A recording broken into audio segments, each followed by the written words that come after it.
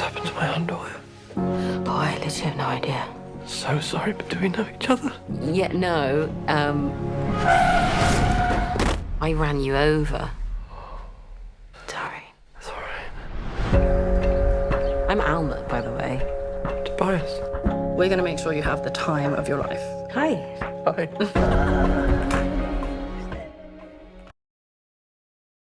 We Live in Time follows the story of Tobias and Almut, who fall in love in a very peculiar way, let's call it, as we've seen in the trailer. And we, as an audience, watch their life, the two of them building their life together, going through those ups and downs that life throws at you. A very spectacular set of performances from the two actors. But Basil, what were your first impressions? As you just said, yeah, Florence Pugh blows it out of the water. Very, very good. But yeah, so this is a love story and quite a quirky, I'll use the word indie. It's like a quirky indie love story. These people are displayed on screen to have met in such a crazy way. I don't think it's spoiling much by saying she runs over him. And and she sheepishly tells him that as he regains consciousness in the hospital. And it's a lovely way of meeting in a way. It's a funny way of meeting. And so you see this kind of played out on screen. It's quite an indie movie, as I say, and it's a love story. But, you know, quite quickly you realise that she has quite severe cancer, you know, which, you know, has come, regressed and come again.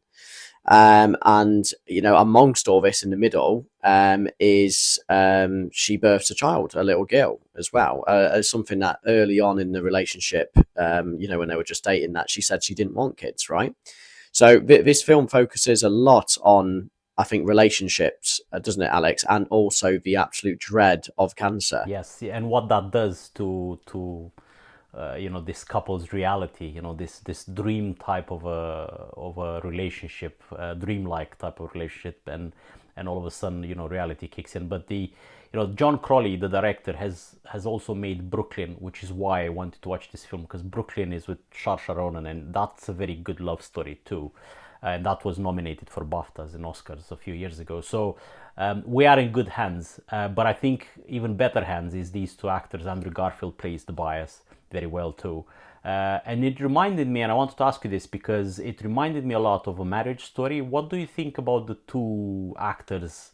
Which one would you prefer more and why? So Garfield and Pugh, to me, I've got nothing on Scarlett Johansson and Adam Driver, not even close. And it's very funny yet you mention Marriage Story, because, you know, We Live in Time has a kind of penultimate scene before the big finale with the cook-off, where there's an argument that's ensuing, it's coming.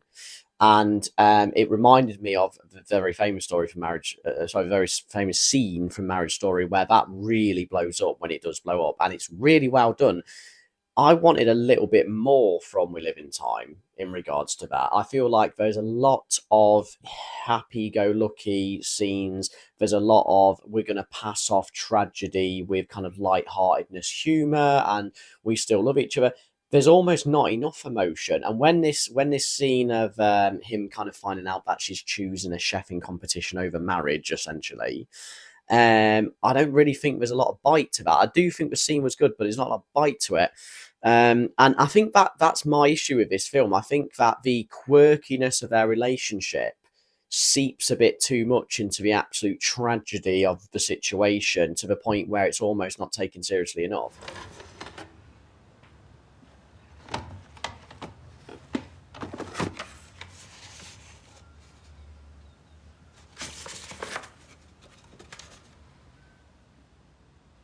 Morning. Adrian Duval. We worked together back in the day. I didn't realize you were... Quite so competitive. I probably ought to get going. Why? Who says? I don't know. You're right. I don't know why I said that. I mean, unless you have shit to do, then... I have nothing. But if you, I mean, have shit to do, then, you know. I have nothing. But that for me, it's almost like there could be a bit more emotion in this film in terms of anger and depression, which we just completely don't see, and it's almost kind of overshadowing the truth of what it would truly be like in this situation. Yeah, I mean, look, comparing the two, I was just thinking of the two couples and the acting level more than the films themselves, because Marriage Story is a sad story altogether. It's the story of a divorce, or is the later stage, is the final stages of a relationship in that film. When this one, it just shows you the whole relationship from start to the beginning, and it actually jumps a lot in the timeline. I don't know if you obviously noticed this. It jumps when they were before the child, after the child, and so on and so on. But what I did like the fact that it does, and I think maybe that's the quality of the actors. It does portray you do see them loving each other, and it almost feel like an ideal, pure type of love, like that those first, few months of love, true love, when you meet somebody. And I like the fact that that's not very easy to put on camera, and this nails it properly. But there are indeed some scenes that I felt are a little bit, they could have been a bit more punchier. That, in particular, the scene where she justifies the reason why she chose the competition, the chefing competition, over. It's just, and it sort of made sense to see that, just because, yes, she wants to leave a legacy, she wants to leave an image in her daughter's mind of a mother that has fought to get where she is, and that's also respectable, and that's also admirable, to be honest. That's why I enjoyed about it.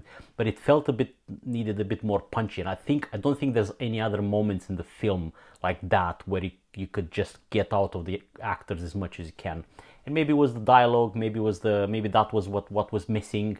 But overall, the film I liked everything about it, because it's very well put together, and that's not an easy thing to do, especially when it's a romance. Yeah, I know where you're coming from with that. And also, maybe I'm contradicting myself a little bit by saying this, but for a film about cancer, it's quite easy to watch. I mean, like, I'm in all seriousness saying this, it's not like hugely depressing to go through,